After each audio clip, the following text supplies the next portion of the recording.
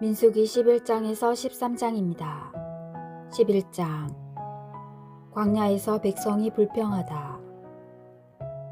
백성이 주님의 귀에 거슬리는 불평을 하였다. 주님께서 그것을 들으시고 진노하셨다. 그러자 주님의 불이 그들을 거슬러 타올라 진영 언저리를 삼켜버렸다. 백성이 모세에게 부르짖었다. 그리하여 모세가 주님께 기도하자 불이 꺼졌다. 그래서 그곳의 이름을 타브에라라고 하였다. 주님의 불이 그들을 거슬러 타올랐기 때문이다. 그들 가운데에 섞여 있던 어중이 떠중이들이 탐욕을 부리자 이스라엘 자손들까지 또다시 울며 말하였다. 누가 우리에게 고기를 먹여줄까? 우리가 이집트 땅에서 공짜로 먹던 생선이며 오이와 수박과 부추와 파와 마늘이 생각나는구나. 이제 우리 기운은 떨어지는데 보이는 것은 이 만나뿐 아무것도 없구나. 만나는 고수 씨앗과 비슷하고 그 빛깔은 브델리움 같았다. 백성은 돌아다니며 그것을 거두어서 맷돌에 갈거나 절구에 빻아 냄비에다 구워 과자를 만들었다. 그 맛은 기름 과자와 맛과 같았다. 밤에 이슬이 진영 위로 내리면 만나도 함께 내리곤 하였다.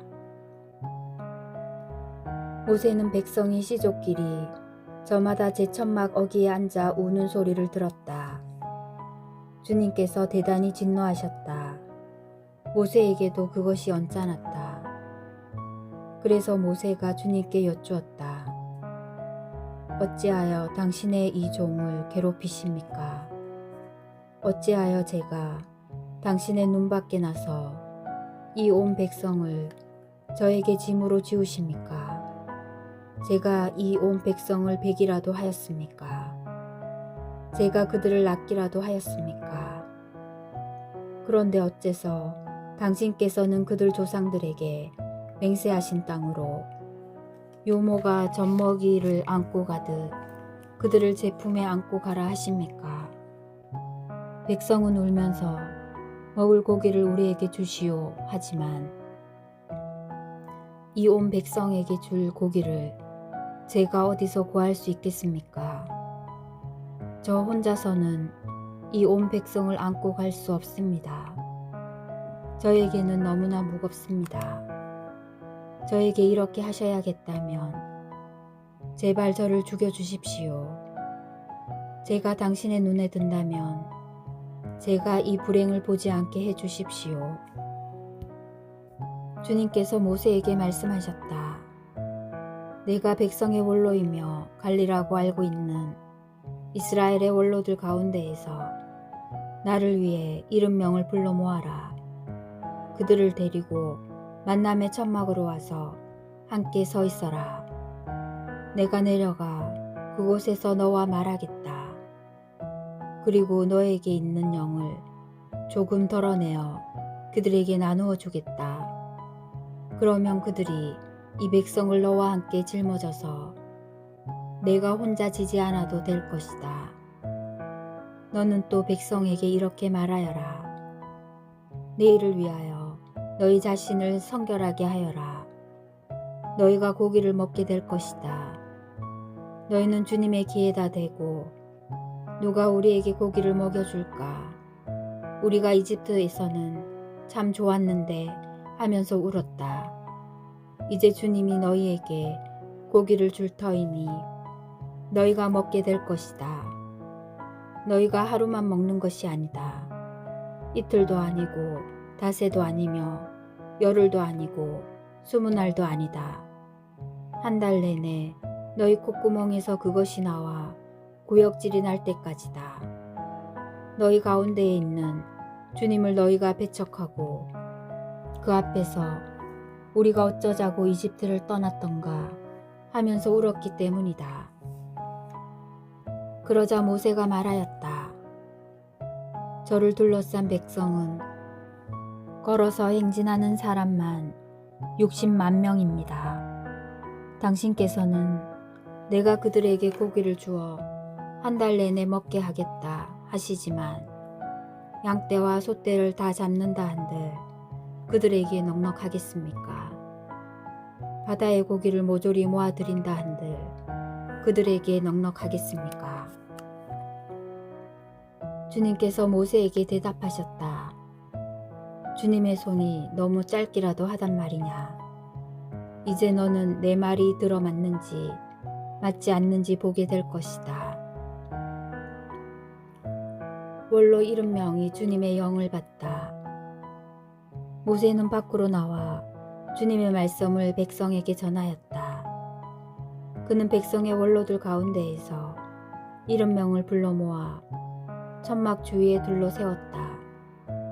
그때 주님께서 구름 속에서 내려오시어 모세와 말씀하시고 그에게 있는 영을 조금 덜어내시어 그 70명의 원로들에게 내려주셨다. 그 영이 그들에게 내려 머무르자 그들이 예언하였다. 그러나 다시는 예언하지 않았다. 그때에 두 사람이 진영에 남아 있었는데 한 사람의 이름은 엘닷이고 다른 사람의 이름은 메닷이었다. 그런데 명단에 들어 있으면서 천막으로 나가지 않은 이 사람들에게도 영이 내려 머무르자 그들이 진영에서 예언하였다. 한 소년이 달려와서 엘닷과 메닷이 진영에서 예언하고 있습니다 하고 모세에게 알렸다. 그러자 젊을 때부터 모세의 시종으로 일해온 눈의 아들 여호수아가 말하였다.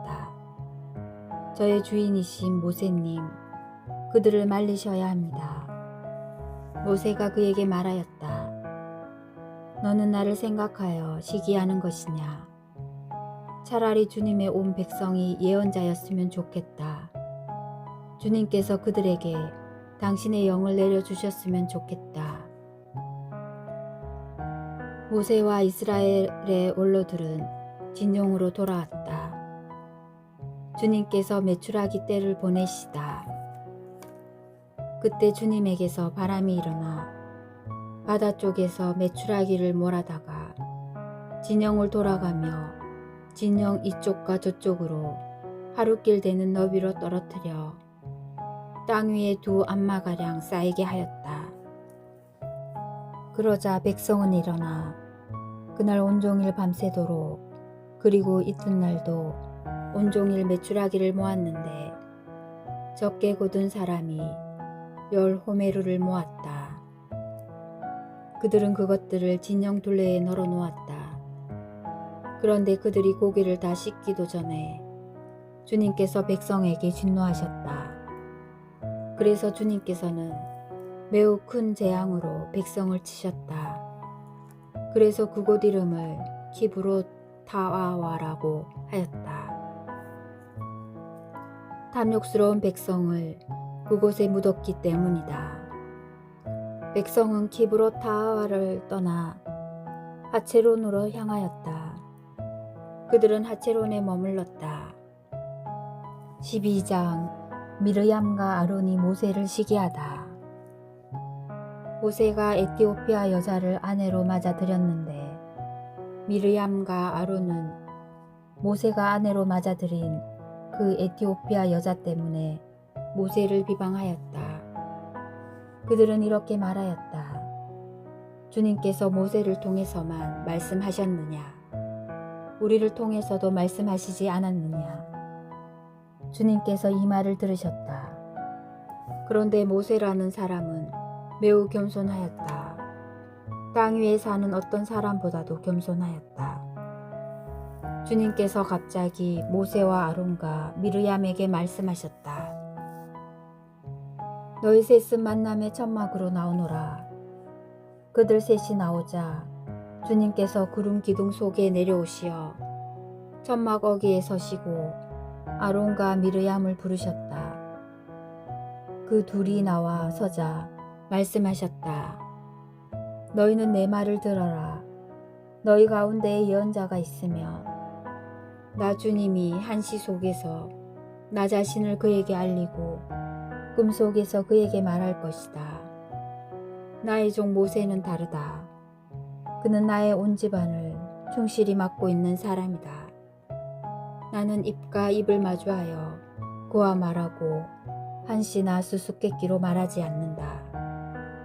그는 주님의 모습까지 볼 수 있다.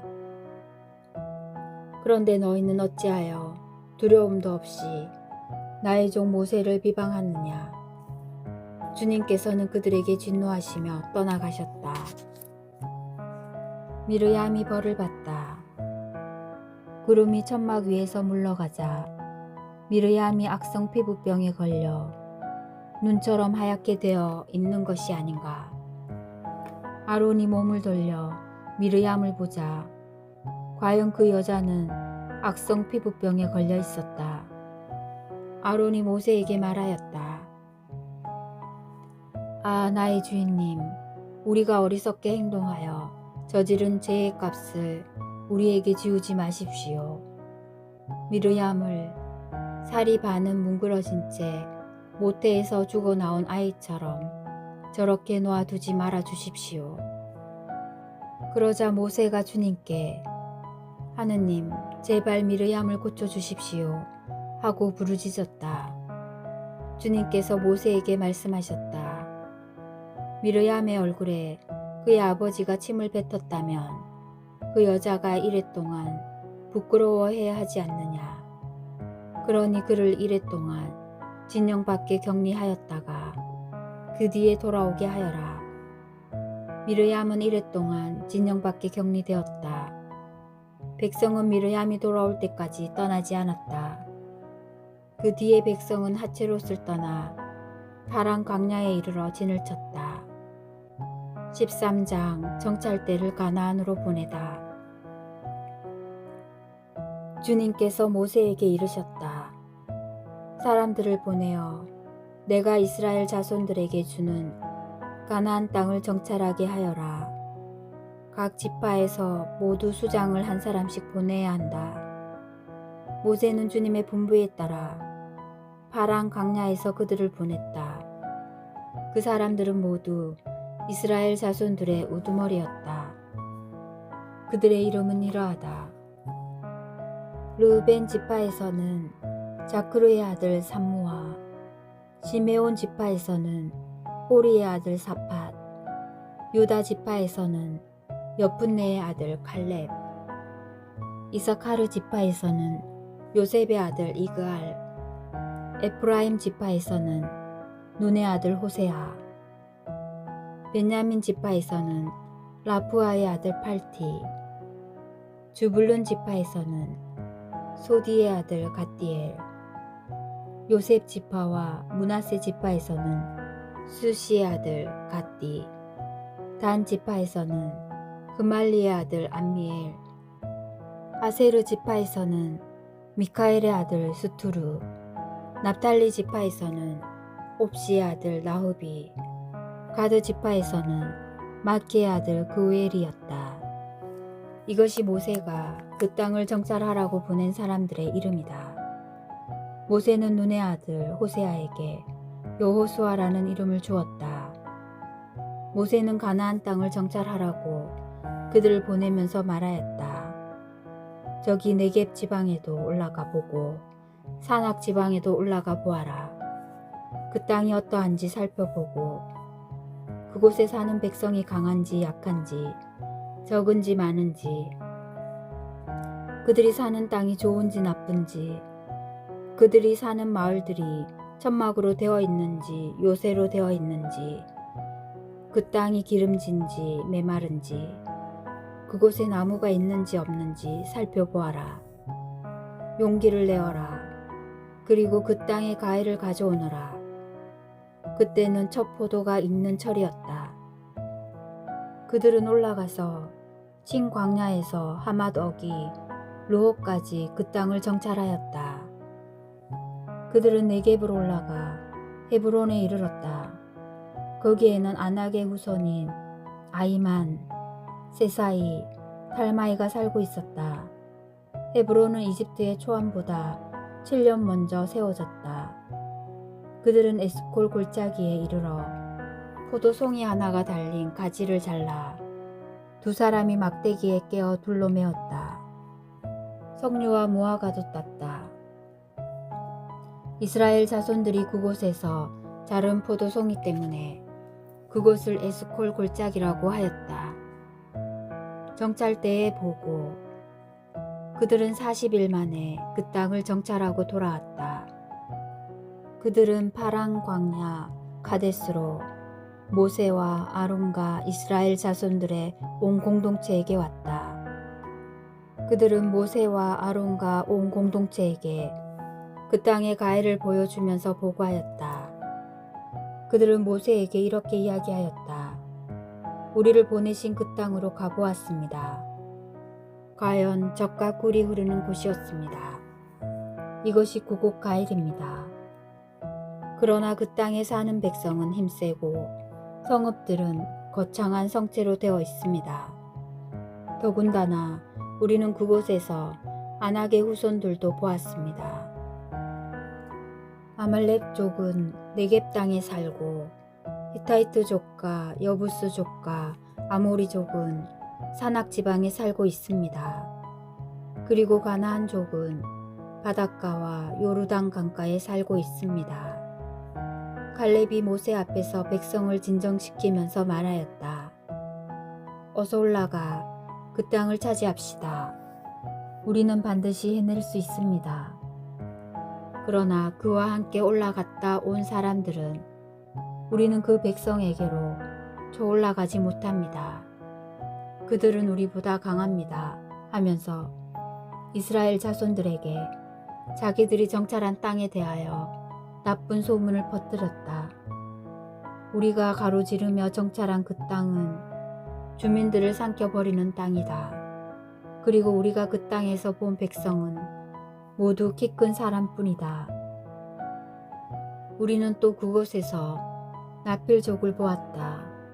아낙의 자손들은 바로 이 나필족에서 나온 것이다. 우리 눈에도 우리 자신이 메뚜기 같았지만 그들의 눈에도 그랬을 것이다. 주님의 말씀입니다.